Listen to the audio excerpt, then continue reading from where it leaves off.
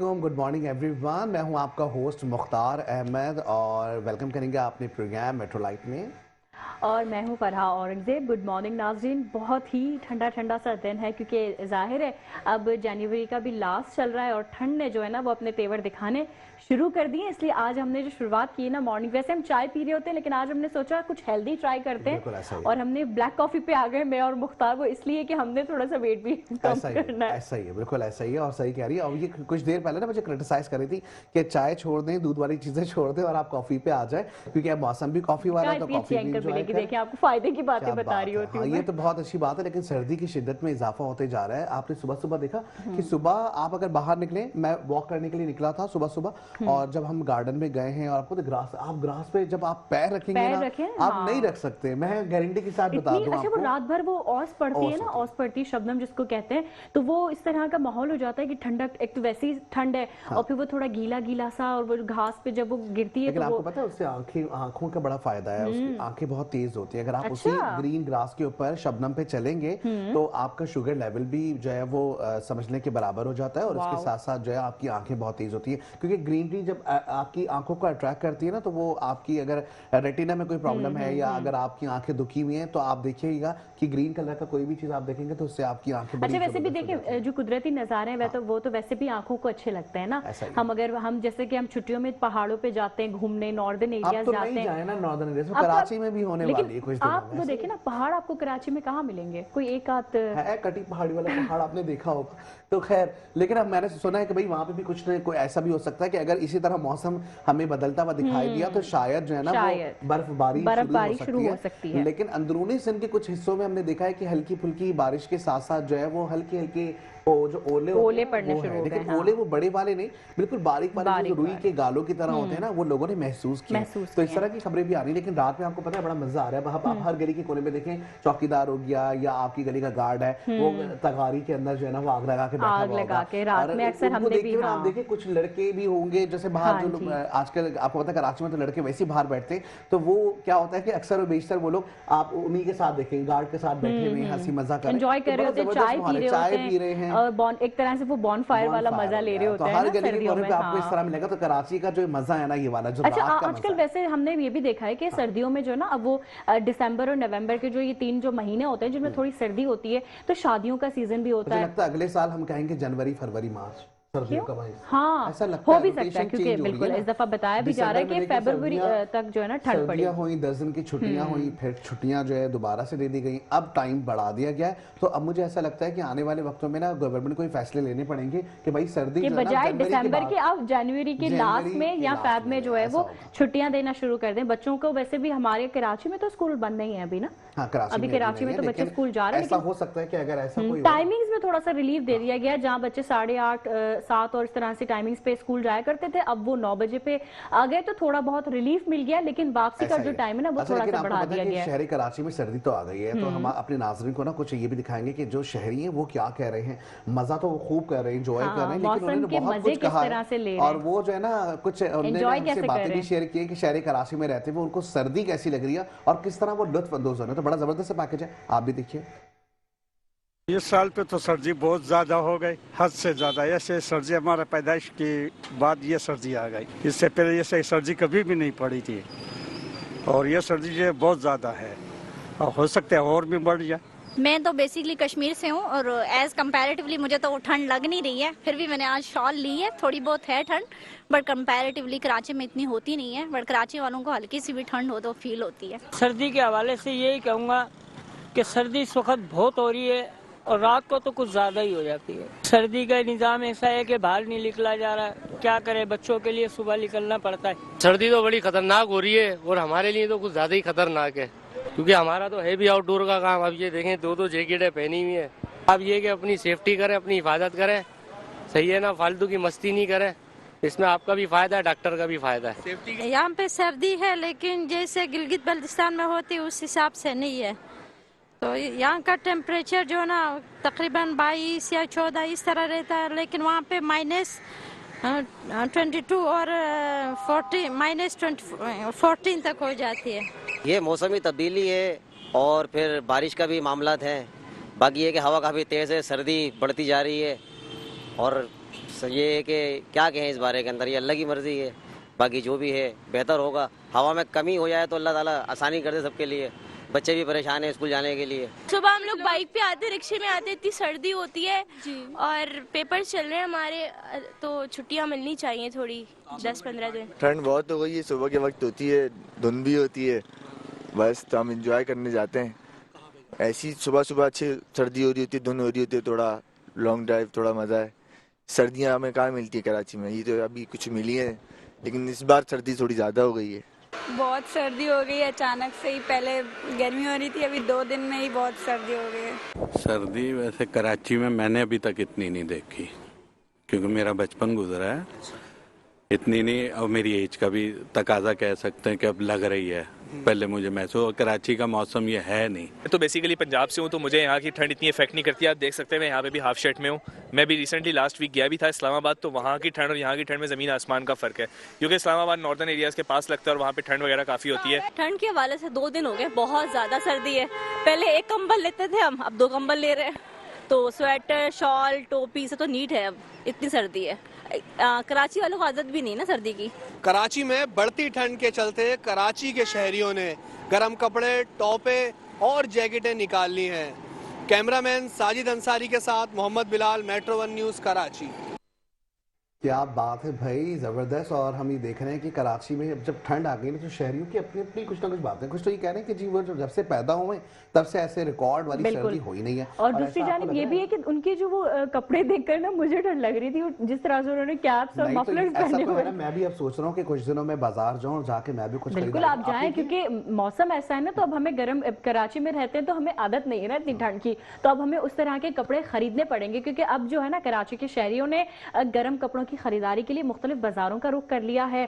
और जैसे कि अब ट्रेंड में जो है वो हुडीज आ गए हैं, जैकेट्स हैं, लॉन्ग कोट्स आ गए हैं, मफलर्स हैं रंग बिरंगे। तो इसी तरह से हमारे पास शायद एक पैकेज भी है, वो चलवा लेते हैं। चलें जी, बिल्कुल जो पैकेज है हम आप नाज़रीन को भी दिखाते हैं, खास करके किस तरीके से लोग खरीदारी में मसरूफ हैं। बारिश होते ही कराची की जाती हुई सर्दी एक बार फिर लौट आई। बारिश के बाइस सर्दी की शिद्दत में इजाफे से गर्म कपड़ों की मांग में इजाफे से जैकेट्स और स्वेटर्स की कीमतों में भी इजाफा हो गया। खरीदारी के लिए आने वाले शहरियों और दुकानदारों का कहना था जाती हुई सर्दी वापस लौट आई है, जिसके बाद गर्म कपड़ों की मांग में इजाफे के बाइस कीमतों में भी इजाफा हो गया है। हल्की सी बारिश, सर्दी आते ही यहाँ पे गर्म कपड़ों का इस्तेमाल शुरू हो गया और इसी चक्कर में हम भी यहाँ पे आए हैं दुकान के ऊपर कपड़े लेने के लिए। यार ये अपर और लोअर देख रहे हैं, कोई फ्लीस के मिल जाए अच्छे से, कोई जैकेट मिल जाए। कीमतें तो मार्केट अभी देख रहा हूँ, आया हुआ हूँ 2-3 जगह से मैंने अभी रेट लिए हैं। अब देखते हैं कि यहाँ पे क्या चलता है। बस थोड़ा सा सीजन आता है, सीजन है, और उसके बाद महंगाई शुरू हो जाती है। कीमतें तो जो है उरूज पे हैं, लेकिन हम सस्ता बेच रहे हैं, बात ये है। और रश अभी जो है यूँ नहीं कर सकते कि जनवरी के एंड में जो है रश नहीं बढ़ता, लेकिन हमारी कोशिश है कि हम जो है कस्टमर्स को प्रोवाइड करें वो सर्विस के सस्ती सस्ती और अच्छी अच्छी जैकेटें दें, और कोई वजह नहीं है। अभी तो ज़रा हम SOPs के ऊपर तवज्जो दी हुई है हमने, कस्टमर की तवज्जो नहीं है हमारी। इसके बाद इंशाल्लाह जो है रश बढ़ेगा तो हम जैकेटें बिल्कुल सस्ते में 500 के हिसाब से बढ़ देंगे सारी। दुकानदारों का कहना है सर्दियों की शिद्दत में इजाफे के बाइस मांग में इजाफे से सप्लायर की जानिब से कीमतों में इजाफा हो जाता है। कैमरामैन साजिद अंसारी के साथ मुजम्मिल यासीन, मेट्रो 1 कराची। क्या बात है भाई। और हम देख रहे हैं कि जी शहरी जो है इस वक्त कपड़े खरीदने में मसरूफ है, लेकिन आपको पता है कि कपड़ों के साथ साथ लोग, हमने कहा ना कि अभी हम कुछ देर पहले भी बात कर रहे थे कि फैशन सेंस थोड़ा सा अलग हो जाता है सर्दियों में, क्योंकि हम कलर कॉम्बिनेशंस और दूसरा फिर वो मोटे कपड़े चाहिए होते हैं, तो फिर वो कुछ मिलते जुलते होते हैं। और आपको बात बताऊं सबसे अच्छी वो ये जो दुबले पतले लोग होते हैं ना, उन पे मोटे कपड़े ज्यादा अच्छे लगते हैं, क्यों वो बैलेंस लगते हैं। जो मोटे मोटे लोग होते हैं ना, अगर वो पहन लें तो फिर वो कपड़े और ज्यादा जो ना बड़े बड़े है। लेकिन ये कि अब देखें सर्दी के हिसाब से, जैसे हमें ड्रेसिंग करनी हो, हमने कहीं जाना हो, तो फिर हम उसी हिसाब से पैकिंग करते हैं ना, क्योंकि उसमें फिर हमने शॉल्स भी रखनी होती हैं, स्वेटर्स भी रखने होते हैं, कोट्स भी रखने होते हैं, मफलर्स हो गए। तो अब ये है कि मैं भी सोचूं कि एक आध दिन में जाके ना अपने लिए 2-4 चीजें खरीद ही लाऊं। अच्छा, आपको पता है कि अभी शहर कराची में वैसे हमने देखा कि ट्रेंड शुरू से नजर आया कि रात में लोग जाते हैं मछली वगैरह खाने के लिए ना, लेकिन अब जब सर्दियां ज्यादा बढ़ गई हैं तो हम देख रहे हैं कि लोगों की तादाद भी ज्यादा है। ग्रिल फिश हो गई, झींगे हो गए, तरह तरह के मुख्तलिफ फ्लेवर्स हैं। अब तो कढ़ाइयां भी आ गई हैं, तो लोग जो ना उसको भी सी फूड का जो ना वो ज़ाहिर है वो गर्म होता है, तो वो सर्दियों में जो ना उसका इस्तेमाल बढ़ जाता है। जैसे हम सूप और यखनी की बात करते हैं, इसी तरह से मछली हो गई है, इस तरह से दूसरा जो सी फूड है, अब तो खैर वो नितना ही क्या कहते हैं तरीकेकार आ गए। सिर्फ पहले हमारे रेसिपीज, एग्जैक्टली। मुझे ना शौक बहुत है कि मैं वो खाऊं सी फूड बॉयल, अच्छा, लेकिन मुझे डर लगता है क्योंकि इसमें वो क्रैब होता है ना, तो मुझे थोड़ा सा ऐसा लगता है कि मुझे शायद वो खाना नहीं चाहिए, मनाही है कुछ इस तरह। लेकिन ये कि चले अब जो हमारे लोगों के अपने कोई भी चीज खा सकते हैं, कोई भी चीज किसी को कुछ भी लगा देता है, तो खैर। लेकिन बड़े जबरदस्त हम देख रहे हैं कि फिश में राहू फिश हो गई, या इसके साथ साथ हम देखते हैं कि सुरमई हो गई, धोतर फिश बड़ी मशहूर है। हाँ। अच्छा, एक मछली है उसका जो ना टेस्ट बहुत अच्छा है, उसको कुक्कड़ बुलाया जाता है। कुक्कड़ इस तरह से उसका शेप कंगा या इस तरह से कुक्कड़ कहलाई जाती है वो, लेकिन उसका जो है ना टेस्ट वो बहुत अच्छा होता है। आपको पता है जो आम शादियों में हम लोग जो खाते हैं ना फिशेस, जिसकी हम कहते हैं स्लाइस बने हुए होते हैं, उसको कहते हैं हीरा फिश। बेसिकली वो बहुत बड़ी फिश होती है और उसके ना छोटे छोटे स्लाइस कर ले तो बिल्कुल गोश्त की तरह छोटे, बिल्कुल वो बोनलेस होते हैं ना वो। हाँ, जैसे कि खग्गा फिश होती है, लेकिन वो सालन में ज्यादा अच्छी लगती है, बजाय उसको फ्राई करें आप तो उसका अगर आप सालन बनाएं। आप इस तरह बता रही मुझे कि मुझे अभी भूख लग जाएगी। मैं तो बोलूंगा जो हमारे नाज़रीन वो भी देखें ये पैकेज और देखें किस तरीके से लोग लुत्फानंदोज़ भी हो रहे हैं और खाने पीने में मखाना। तो एक बड़ा खूबसूरत सा पैकेज है, एंजॉय कीजिएगा आप भी।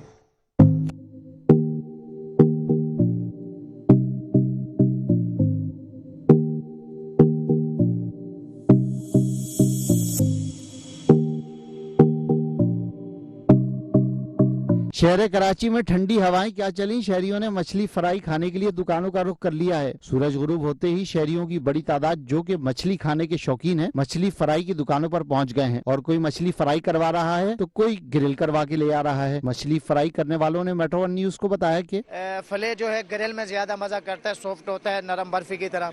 लाहौरी बिस्किट अकरम फिश पॉइंट का स्पेशल आइटम लाहौरी बिस्किट है।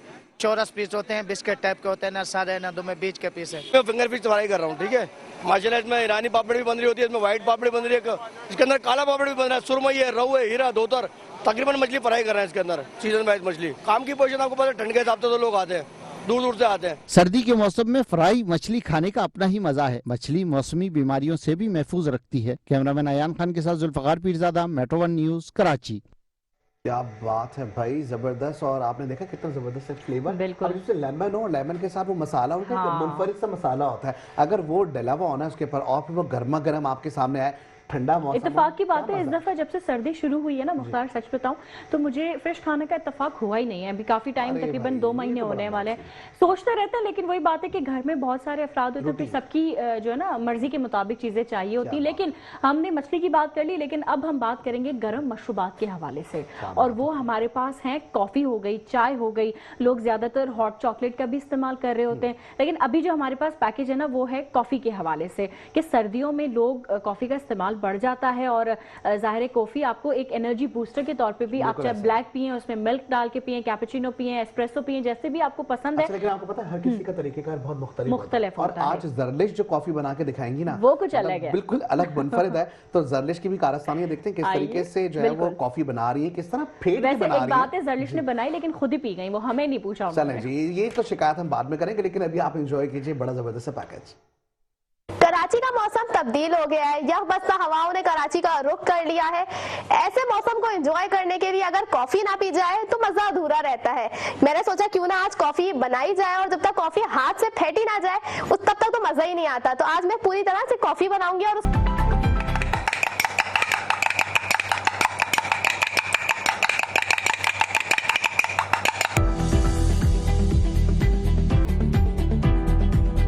ठंडा मौसम, गरम कॉफी, ये जोड़ी जुदा कभी हो ही नहीं सकती।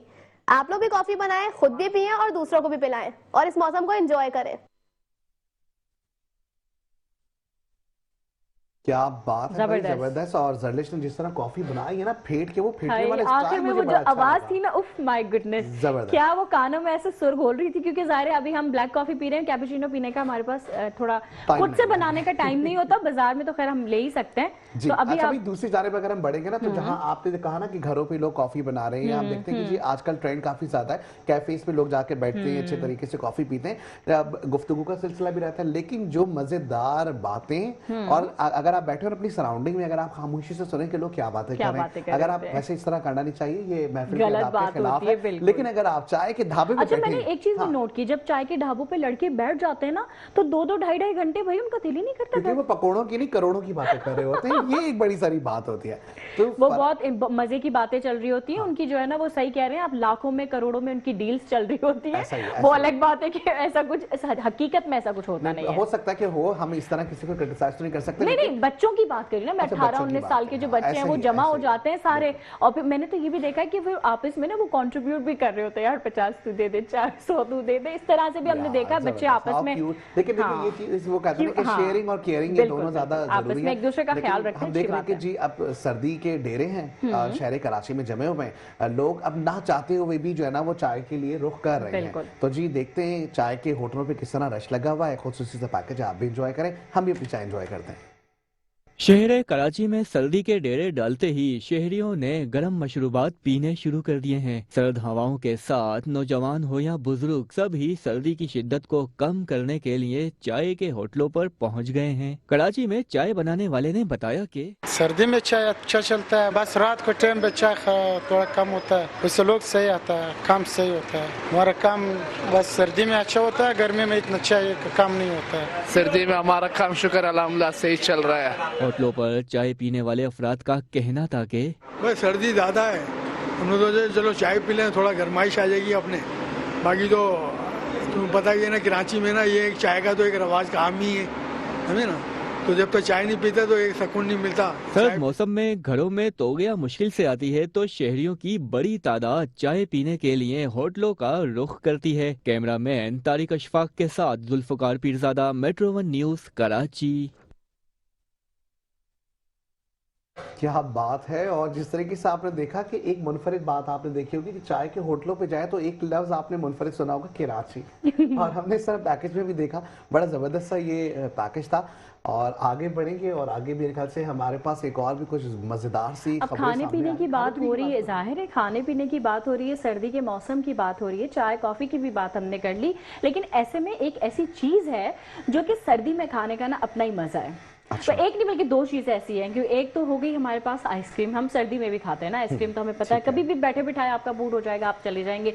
लेकिन दूसरी जानिब जो ना मैंने ये देखा कि सर्दियों में लोगों को गोले गंडे का बड़ा शौक होता है। क्या बात है, गला खराब नहीं हो जाएगा? वो बिल्कुल हो जाएगा, क्योंकि मौसम इतना खराब है। आप उसके साथ ठंडी, हम एक तरफ बात कर रहे हैं गर्म मशरूबात और गर्म चीजों के हवाले से, दूसरी जानिब हमने ये देखा कि गोले गंडे का इस्तेमाल भी जो ना सर्दी में बढ़ जाता है। लोग इंजॉय करते हैं कि भाई सर्दी में ठंडा। बचपन में खाया या अभी आप अभी भी खाती हैं? मुझे अभी भी अच्छा लगता है, मुझे अभी भी पसंद है। हाँ जी, और उसके ऊपर वो आप ना बहुत सारी वो डलवाएं, क्या क्या टॉपिंग्स डलवाएं डिफरेंट टाइप, और उसके ऊपर चेरी डलवाएं, चेरी डलवाएं, और सीरप्स आते हैं ना, कलरफुल सीरप्स आते हैं, वो भी बहुत स्ट्रॉबेरी सिरप है, इसके अंदर चॉकलेट सिरप है, डिफरेंट फ्लेवर्स भी तो होते हैं ना इसमें।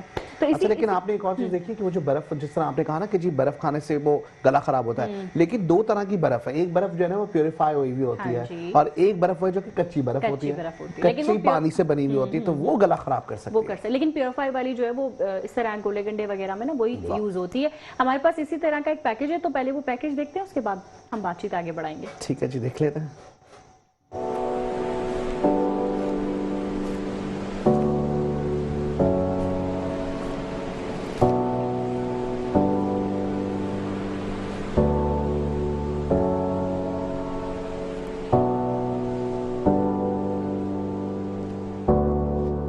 कराची वाले सर्दी को तरसते हैं और इस वक्त कराची में सर्दी की लहर उरूज पर है, ठंडी हवाएं चल रही हैं।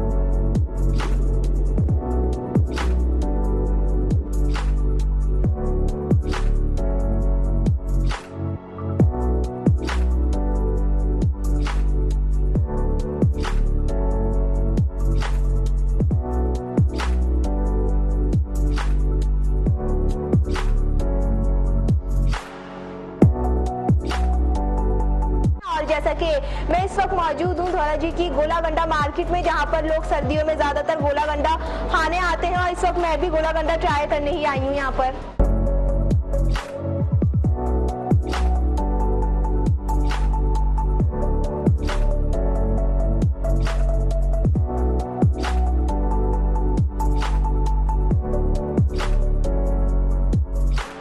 बावजूद इसका जायका कितना लजीज है। लोग कहते हैं आइसक्रीम खाने से गला खराब हो जाता है, लेकिन ये एक गलतफहमी है। कैमरामैन अयान खान के साथ फलक एजाज, मेट्रो 1 न्यूज, कराची। क्या बात है भाई। और अब तो मुझे लगता है ये शिकवा फिर फलक से भी बनता है कि फलक अकेले अकेले गई है और जाके गोला गंडा एंजॉय कर कर मजे मजे की टॉपिंग्स डलवा कर। हाँ जी, ये तो कोई बात ही नहीं है ना फिर। चलो भाई ये तो शिकवे हम करते रहेंगे, लेकिन आगे स्टोरी हमारे पास जो है ना मार्केटों के हवाले से। सर्दियों में हम खाने पीने की बहुत सी बातें करें, वहीं हम देखते हैं कि सर्दियों में एक अलग सौगात आ जाती है। मूंगफली की आप बात कर लें, इसके अलावा और बहुत सारी चीजें हैं, इंजीर की बात कर लें, सिंगाड़ा हो गया, इंजीर, बिल्कुल आप सही कह रहे हैं। और इसके अलावा हमने जैसे हम बात कर रहे थे सूप्स के हवाले से ना, चिकन कॉर्न सूप हो गया, यखनी हो गई। इसी तरह से घरों में भी जो ना एहतमाम किया जाता है मुख्तार, जैसे गाजर का हलवा बनाया जाता है, उसके साथ शकरकंदी का हलवा बनाया जाता है। और शकरकंदी स्पेशली आपने देखा होगा हमें ठेलों पर बिकती भी मिलती है ना, ठेलों पे मैं आपको बताऊं। लेकिन उसके साथ साथ अगर आपने इस बार कराची में गौर किया, सबसे ज्यादा आपने ठेलों के ऊपर ऑरेंज कलर का फ्रूट देखा हो, ऐसा ही है। हमने माल्टा और कीनू इतना देखा है इस बार। आप किसी भी सड़क से गुजरते हुए चले जाएं, आपको माल्टे वाले नजर आ जाएंगे। सर्दियों की आमद के साथ ही मार्केटों में हम देख रहे हैं कि जी काफी सर्दी भी है, लेकिन इसके साथ साथ हमारी जो साथी एंकर है मलिहा, वो क्या कर रही है? वो हमारी साथी एंकर मलिहा जो है वो कीनू खा रही है बहुत मजे से, और वो एंजॉय कर रही है मौसम को। अच्छा, वैसे कीनू खाने का जो टाइम है ना, वो सुबह में धूप में बैठ के खाना चाहिए, बड़ा मजा आता है। तो पहले हम मलिहा से पूछ लेते हैं कि वो कैसे खा रही है और क्या क्या फवायद हैं वो भी बता रही है।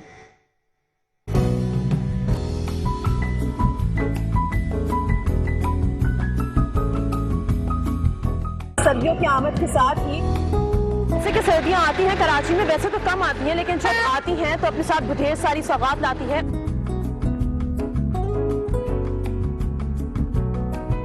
कीनू उस सौगात में से एक है, और यहाँ मैं आपको बताऊं कि कुदरत ने बहुत सारी नेमतों से नवाजा है, लेकिन कीनू उनमें से एक है। और मैं आपको बताऊं कि कीनू हमारी सेहत के लिए कितना बेहतरीन होता है। मैदे को है जो वो दुरुस्त रखता है, बाकी दिल की बीमारी से दूर रखता है कीनू, और बाकी विटामिन सी से भरपूर होता है कीनू। और मैं आपके सामने खाऊंगी भी, आपको बताऊं कि इसका टेस्ट कैसा है। बहुत सारे फवायद है कीनू के, आप भी खाएं और सेहतमंद रहें।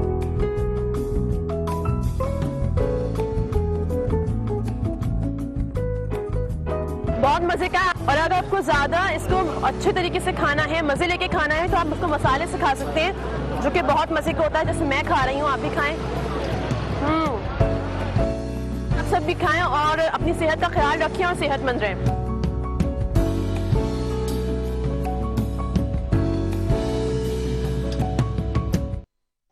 ये भी जबरदस्त तरीके से हमने देखा, कीनू तो एंजॉय कर रही है, लेकिन विटामिन सी के साथ साथ विटामिन डी भी ले रही थी भाई। exactly. और आपने जिस तरीके से कहा था ना कि सूरज की रोशनी में खाएं तो ज्यादा मजा है, तो विटामिन डी भी मिलेगा, विटामिन सी भी मिलेगा, तंदुरुस्ती भी होगी और सर्दी के मौसम को एंजॉय भी करेंगे। और हमारे पास कराची का जो इंफ्रास्ट्रक्चर ना, जैसे हम बंद घरों में रहते हैं, तो हमें धूप जो है ना वो बहुत कम नसीब होती है, क्योंकि हम कभी बाहर निकल गए, अगर दिन में हमारी कोई आउटिंग है या इस तरह से, तो ही हमें धूप खाने को मिलती है, वरना हमारे घरों में धूप भी बड़ी अच्छी है, बहुत तपिश कम है, तो वो और ज्यादा अच्छी लगेगी, लाइटर मूड की वाली लाइट सी होती है, तो वो अच्छी लगती है। और दूसरी जानिब जो ना हमारे हमेशा से हमें सोहेल इब्राहिम बड़े प्यारे प्यारे से पैकेज है। हाँ जी, आज भी बहुत अच्छा उन्होंने पैकेज बनाया है, क्योंकि उनका पैकेज में कुछ इस तरह से कहना है कि दिसंबर तो पूरा गुजर गया, लेकिन लोग ना स्वेटर्स को अलमारी में ढूंढते रह गए, और हीटर भी हमारे कहा था ना कि जनवरी के अंदर अब सर्दियां होंगी। अब जब ये पैकेज चलेगा ना, उसके बाद मुझे लगता है जो हमारी हुकूमत है ना, वो ऐलान कर देगी कि भाई अब जनवरी से सर्दियां होती हैं, बच्चों की छुट्टियां जनवरी में होनी चाहिए। ऐसा हीटर भी हमारे उदास रह गए और रजाइयां खुद को लावारिस समझती रही। तो ये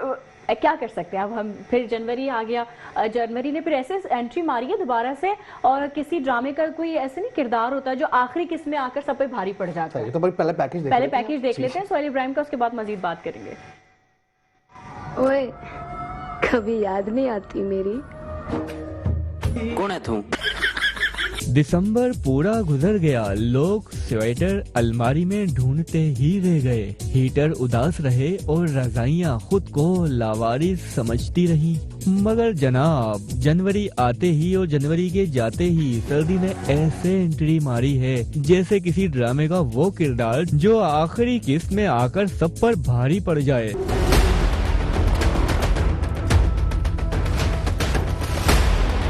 कराची में सर्दी ने बगैर बताए वापसी कर ली है। दिसंबर में लोग कह रहे थे इस साल तो सर्दी आई ही नहीं, और अब जनवरी में दांत बज रहे हैं।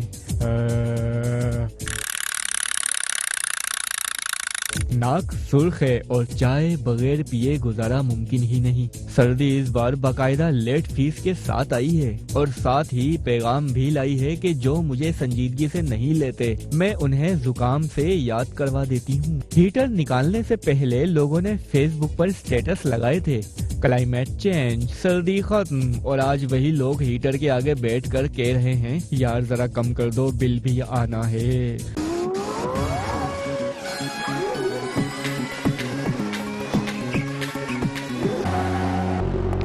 दिसंबर में ना आई सर्दी ने जनवरी में जाते जाते साबित कर दिया कि कराची में सिर्फ बिजली ही नहीं मौसम भी लोड शेडिंग पर चलता है। Suhail Ibrahim, metro 1 news, Karachi.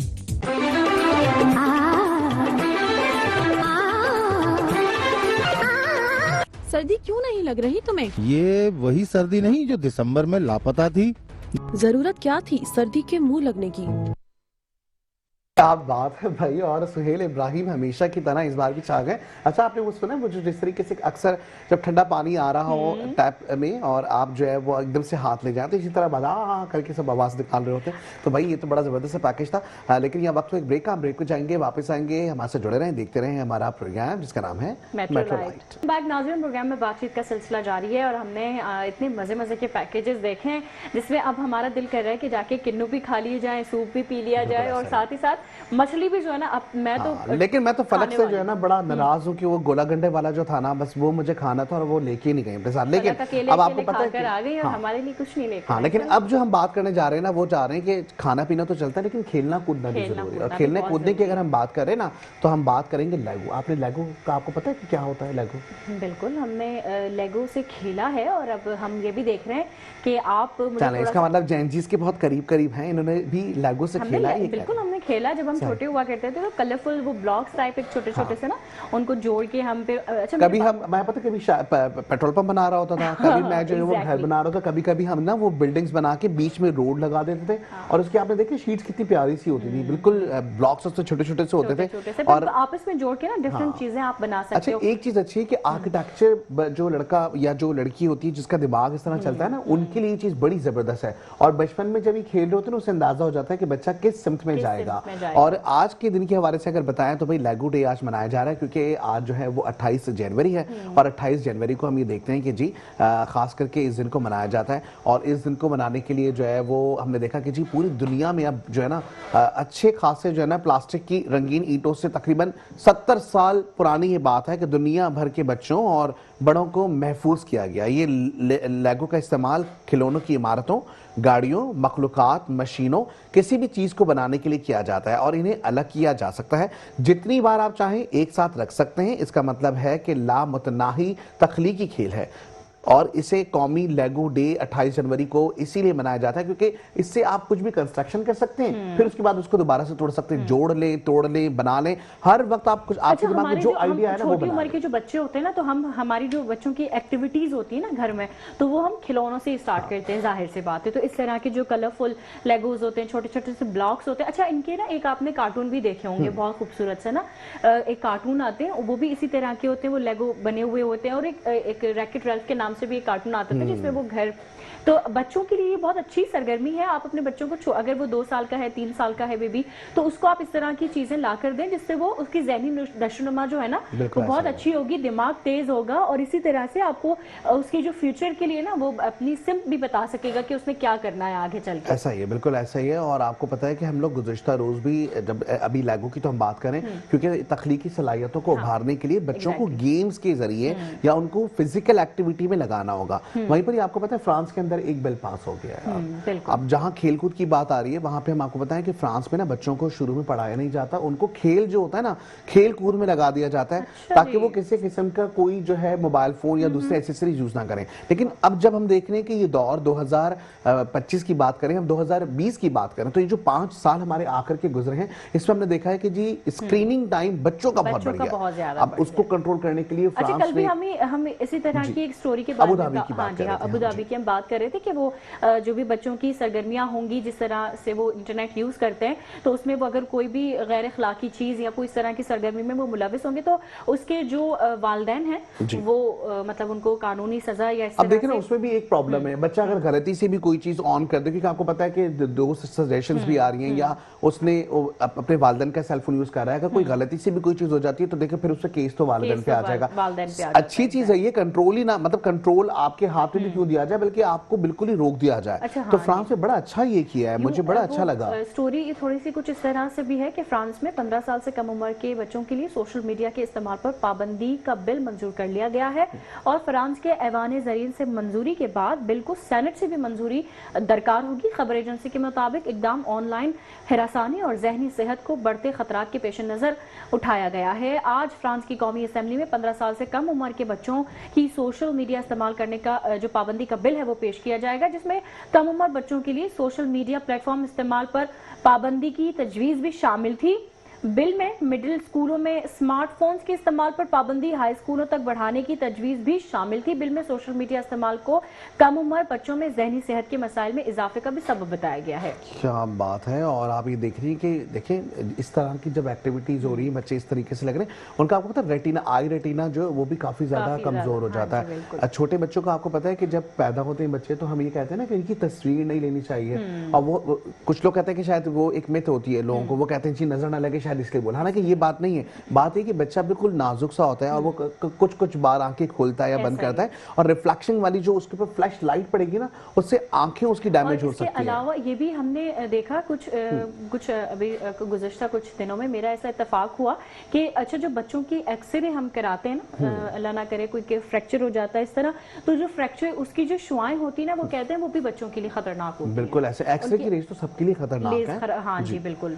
अब उसके साथ साथ हम ये देख रहे हैं कि जी बच्चों के लिए एक्टिविटीज दे दी जाती हैं, बच्चों के लिए कंट्रोल करने के लिए सॉफ्टवेयर्स भी आ गए हैं। अभी तो हमने ये भी देखा कि जो पेरेंट्स जो है ना अपने बच्चों को घर पे रख के ऑफिस के बाहर मुल्क में, तो ऐसा हमने देखा है कि जी दोनों पेरेंट्स जो हैं वो जॉब करने जाते हैं, बच्चों के रखवाले के लिए या तो मासी होती है या तो फिर वो अपना कोई ना कोई ऐसा कैमरा लगा के जाते हैं उस कमरे में कि जो 360 मूव कर रहा होता है, क्योंकि जाहिर है बच्चा अगर वो हम कहते हैं ना कि पैदाइश से लेके पहले जो 5 साल होते हैं ना बच्चे के लिए वो बहुत ज्यादा जरूरी है, और उसकी जो पहली दर्जगाह है ना वो उसकी अपनी माँ होती है। आप अपने बच्चे को पैदाइश से लेकर 5 साल तक जो ना इस किसी भी किस्म की एक्टिविटीज में आप ना डालें, और हमारे यहाँ तो वैसे भी दिन में भी ये बताया है कि स्टार्टिंग से जो ना बच्चों को प्रैक्टिकल लाइफ के लिए उनको शुरू कर दिया जाए, उनकी इस तरह से जहनी जो है ना कैफियत या जैसे बच्चों का माहौल जो है ना आसपास का सराउंडिंग का माहौल आपने उस तरह का रखना है कि उनके जहनों पर जो ना वो खराब असर ना पड़े। बिल्कुल ऐसा ही है, और ये जो इक़दाम फ्रांस की जानिब से किया गया है ये बहुत अच्छा इक़दाम है। मैं तो कहता हूँ कि दुनिया में हर जगह होना चाहिए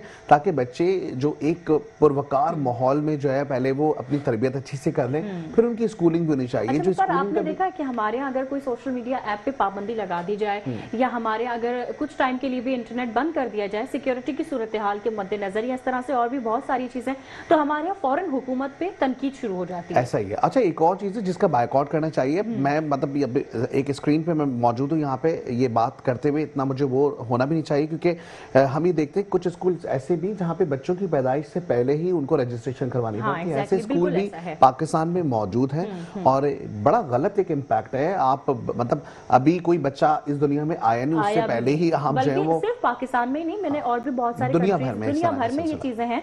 हम भारत की बात कर लें, तुर्किया की बात कर लें, तो वहां पर भी इस तरह के स्कूल हैं जहाँ बच्चे की पैदाइश से पहले ही रजिस्ट्रेशन जो है वो स्टार्ट नहीं होना चाहिए। बच्चे को 5 साल की उम्र तक तो समझ ले कि किसी किस्म की स्टडी करनी नहीं चाहिए। बच्चे ने कोई स्टडी आप दे ही नहीं, बल्कि उसको सबसे ज्यादा जो है ना एथिक्स की मैं कहता हूँ क्लासेस दें। हमारे तो डे केयर से शुरू हो गए ना, देखें बिल्कुल छोटा बेबी आपका कोई साल का होगा, 8 महीने का, भी उसने बैठना ही सीखा होगा कि हमारे डे केयर से स्टार्ट हो जाते हैं। जो मदर्स जॉब करती हैं फिर वो डे केयर में सारा दिन बच्चे रहते हैं। अच्छा हमारे ना इस चीज को बड़ा मॉडर्न फैशन कंसीडर किया जाता है, जबकि देखिए जो अगर आप अज़दवाजी जिंदगी में मुंसलिक हो गए ना और अगर आपका कोई बेबी प्लान आपने कर लिया तो फिर आपको अकॉर्डिंगली अपने बेबी चलना होगा, ना कि आप अपनी ख्वाहिशात भी पूरी करें, के हिसाब से बच्चे को चलाना चाहिए। एग्जैक्टली ऐसा ना करें, इससे बच्चे की तरबियत में बड़ा फर्क पड़ता है। दूसरी जानब हम देख रहे हैं कि जहाँ टेक्नोलॉजी का दौर है वहीं AI के हवाले से भी बहुत कुछ बताया जा जा रहा है कि अगर आप आर्टिफिशियल इंटेलिजेंस AI टेक्नोलॉजी का काफी ज्यादा इस्तेमाल करते हैं तो इससे एक आम आरजे से मुतासर होने का खतरा बढ़ जाता है। और वो बताया जा रहा है कि जी जर्नल जामा नेटवर्क ओपन में शाया की एक तहकीक में AI के इस्तेमाल और जहनी सेहत के दरमियान ताल्लुक का जायजा लिया गया था। तो तहकीक में अमेरिका की 50 रियासतों से ताल्लुक रखने वाले 21,000 अफराद से सवालनामे भरवाया कर इसका डाटा तजिया करने के लिए दिया गया।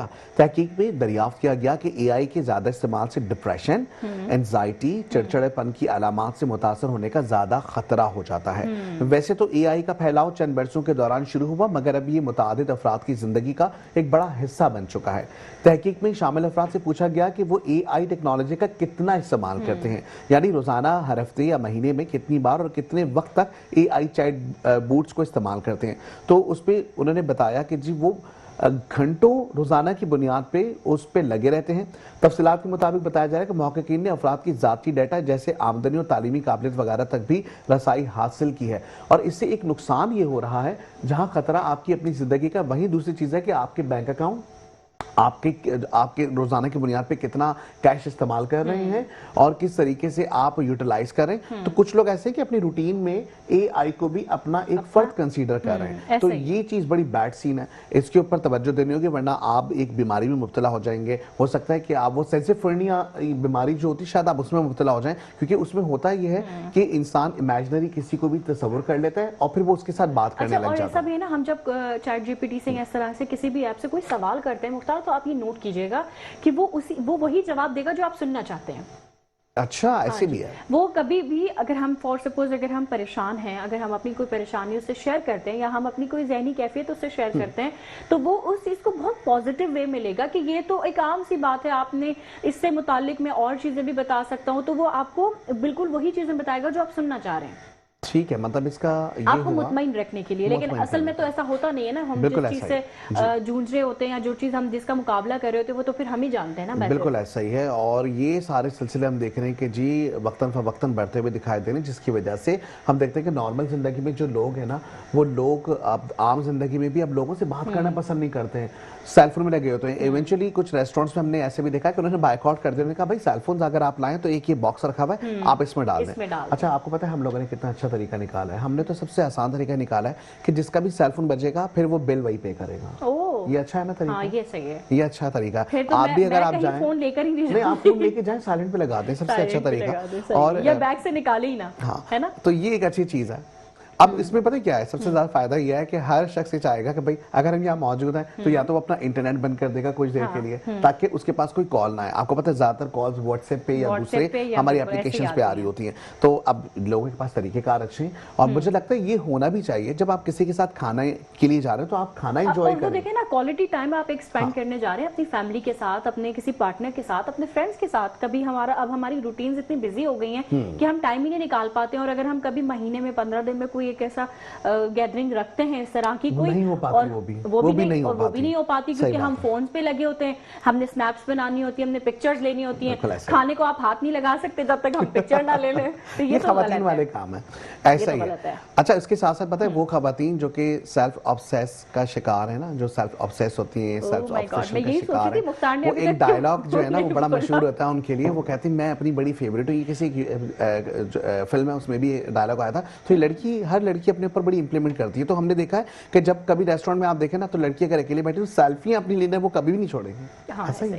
ये शायद मैं सराउंडिंग में कुछ लोग ऐसे हैं जिनके लिए शायद मैं ये बात कह रहा हूँ, लेकिन शायद समझ भी गए होंगे वो लोग। ऐसा ही सराउंडिंग में मैं बैठी हूँ और कौन बैठा है यहाँ पे। तो भाई लड़कियों का तो ये होता है। सेल्फ ऑब्सेशन कोई बुरी चीज तो नहीं है ना, आप अपने आप से प्यार करते हैं। जैसे कि आपने कहा कि मैं अपनी, अब वही वाली बात है ना कि ये बुरा तो नहीं है। हाँ, बहुत अच्छी बात है, खुशफहमी अच्छी बात होती है, गलतफहमी अच्छी नहीं होती। लेकिन खैर हम आगे बढ़ेंगे और नेक्स्ट टॉपिक की जानिब बढ़ेंगे। अबू धाबी का वीजा ना मिलने के बाइस पाकिस्तान की एक खवातीन है जो पहली प्रोफेशनल विमेंस MMA फाइटर हैं, अनीता करीम। इनके बारे में हमने इससे पहले भी डिस्कस किया था, अपनी स्टोरी में बताया था। लेकिन इस बार उनकी फ्लाइट मिस हो गई है, या उनकी फाइट मिस हो गई है। फ्लाइट नहीं हुई है मिस, उनकी फाइट मिस हुई है। अब फाइट उनकी मिस क्यों हुई है उसके बारे में बताया जा रहा है कि भाई वो एयरपोर्ट तक गई थी और उनके वीजे के मामला थे, सिक्योरिटी वजूहात की बिना पे उनको वीजा नहीं मिला। वीजा नहीं मिला तो टिकट भी नहीं हुआ, टिकट नहीं हुआ तो फ्लाइट फ्लाइट नहीं हुई है, और फ्लाइट नहीं हुई तो वो फाइट जहां वो जाना चाहती थी, जिस कंपटीशन में हिस्सा लेना चाहती थी, वो नहीं हुआ। लेकिन इसकी तहकीकात अभी जारी है, क्योंकि इसके पीछे बहुत सारी वजूहत हो सकती हैं।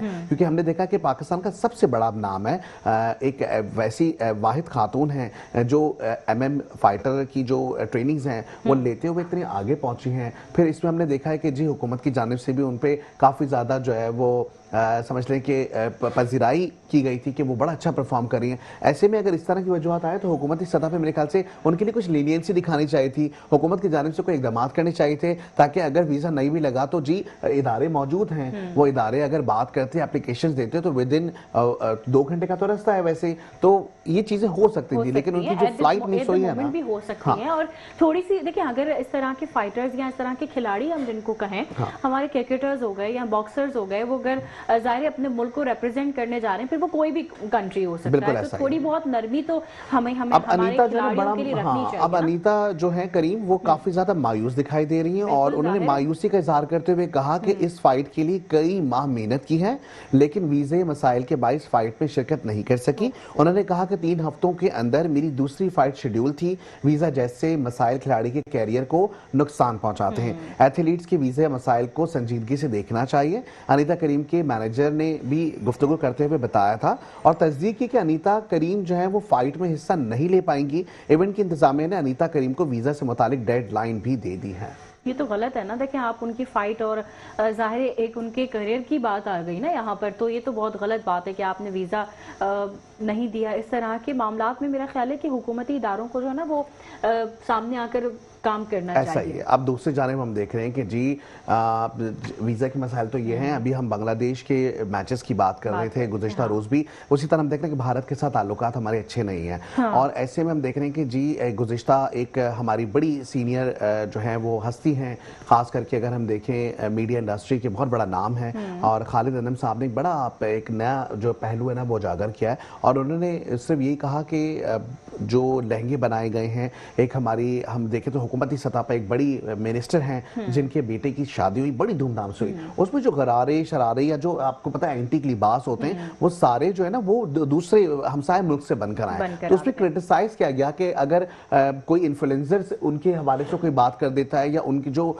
हमारे हमसाए मुल्क में फैंस रहते हैं, अगर उनके लिए वो कुछ अच्छे प्यार भरे कुछ जुमले बोल देता है तो लोगों को बड़ा बुरा लग जाता है। लेकिन उन्हीं मुल्क से अपने बच्चों के लिए आप शादी और वलीमे के ड्रेसेस बनवा रहे हैं, वो भी अरबों रुपए लाखों रुपए के। तो इसमें उन्होंने क्रिटिसाइज किया। इसी तरह ना देखिए, हमने देखा कि आसिफ अली सदर मुमलिकत हमारे ज़ाहिर सदर हैं आसिफ अली जरदारी, उनकी भतीजी यानी कि फरियाल टालपुर की बेटी की शादी हुई, तो उसमें भी जो है ना वो इस तरह के लिबास ज़ेबतन किए गए, और वो भी इसी तरह से बहुत बड़े बड़े डिज़ाइनर्स के थे।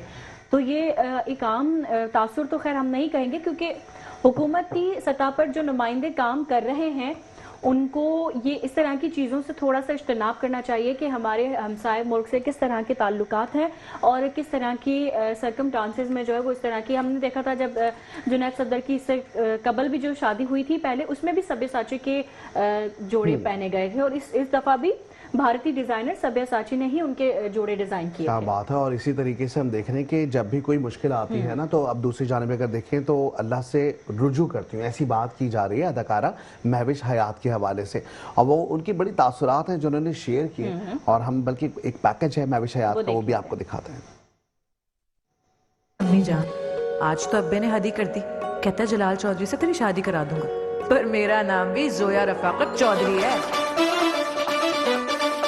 जब भी कोई मुश्किल आती है तो अल्लाह से रुजू करती हूँ। अदाकारा महविश हयात ने हाल ही में अपने तासुरात शेयर कर दिए। मुश्किलात और जहनी दबाव से निपटने के तरीकों पर गुफ्तगू करते हुए इस बात पर जोर दिया कि मुश्किल हालात में अल्लाह ताला की तरफ रुजू करना है। उन पर जब भी कोई मुश्किल आती है तो वो अल्लाह से बराह रास्त रुजू करती हैं। उन्होंने वजाहत की कि अल्लाह ताला से बराह रास्त बात करना और उस पर भरोसा करना इंसान को बातनी ताकत और दिल का सुकून अता करता है। महविश हयात का कहना था कि इससे इंसान को सब्र और एतमाद के साथ चैलेंजेस का सामना करने में मदद मिलती है, जिससे जज्बाती मजबूती और रूहानी नशोनुमा होती है। अदाकारा ने कहा कि उनका ये नुक्ता नजर दूसरों को भी रूहानियत और आला ताकत पर यकीन के जरिए ताकत हासिल करने की तरगीब देता है। Sohail Ibrahim, metro 1 news, Karachi.